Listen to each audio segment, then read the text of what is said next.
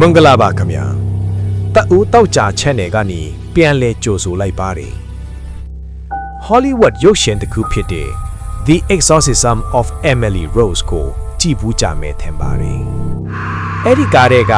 ကြောက်စရာကောင်းတဲ့ဇက်ဝင်ကန်ဒီဟာစိတ်ကူးရင်တတ်တတ်မဟုတ်ပဲဂျာမနီနိုင်ငံကကောင်မလေးတယောက်ရဲ့တကယ်ထိရမှန်ကိုအခြေခံထားရတယ်ဆိုတာမိတ်ဆွေတို့သိပါသလားဆရာဝန်ဒီကတော့ဒါကိုဝက်ယူးပြန်ယောဂါလို့သတ်မှတ်ခဲ့ပေမယ့်သူမရဲ့မိသားစုနဲ့ဖုန်ကြီးတွေကတော့နတ်ဆိုးချုပ်ကောင်ပုတ်ကတ်နေတာလို့ယုံကြည်ခဲ့ကြပါတယ်ဒီနေ့မှာတော့ကဘာကျော် Annalise Michel ရဲ့ထိတ်လန့်ဖွယ်ရာဖိယမန်ကိုတင်ဆက်ပေးလိုက်ပါတယ်အဖြစ်ပြက်ကတော့1968ခုနှစ်မှာစတင်ခဲ့တာပါ Annalise ဟာဖျားတရားကိုအရန်ကန်ဆိုင်တဲ့မိသားစုကအသက်16နှစ်အရွယ်ကျောင်းသူလေးတယောက်ပါဒါပေမဲ့ဒီနေ့မှာတော့သူမဟာရုတ်တရက်တတိလစ်မိတ်မျောပြီးရှာကိုပြန်ကြိုက်မိတာခန္ဓာကိုယ်တောင့်တင်းသွားတာဖြစ်လာခဲ့ပါတယ်ဆရာဝန်တွေကတော့ဒါကိုဝက်ယူးပြန်ယောဂါလို့သတ်မှတ်ပြီးဆေးကုသပေးခဲ့ပါတယ်ဒါပေမဲ့ဗျာဆေးတောင်လည်းမသက်တာပဲအခြေအနေကပိုဆူးလာခဲ့ပါတယ်သူမဟာဖျားစာရွနေရင်နဲ့နတ်ဆိုးမျက်နှာတွေကိုမြင်ရောက်လာတယ်လို့မင်းကငရဲပြီးမှပဲနေရမှာဆိုတဲ့အတန်ဇူးကြီးတွေကိုပါစတင်ကြားလာရပါတော့တယ်ကြားလာတဲ့အခါမှာတော့ Annalise ရဲ့အပြုအမူတွေကလူတစ်ယောက်နဲ့ကိုမတူတော့တာဗျာ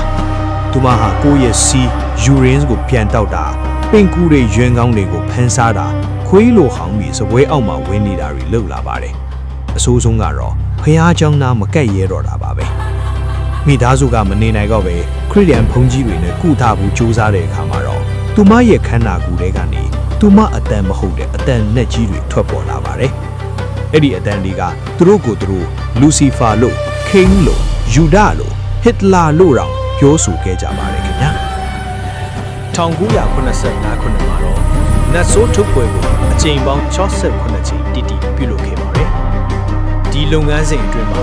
Annalise အစာမစားပဲနေခဲ့တဲ့အတွက်ခန္ဓာကိုယ်ကအရိုးပေါ်အရေးတင်ဖြစ်လာပြီး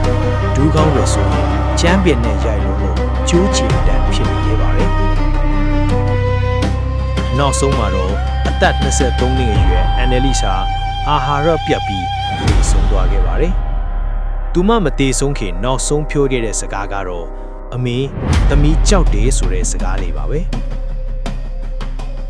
ဒီကိစ္စကြောင့်သူမရဲ့မိဘတွေနဲ့ဖုန်းကြီးတွေကိုပေါ့လျော်မှုကြောင့်လူသေးစေမှုနဲ့တရားစွဲခဲ့ကြပါတယ်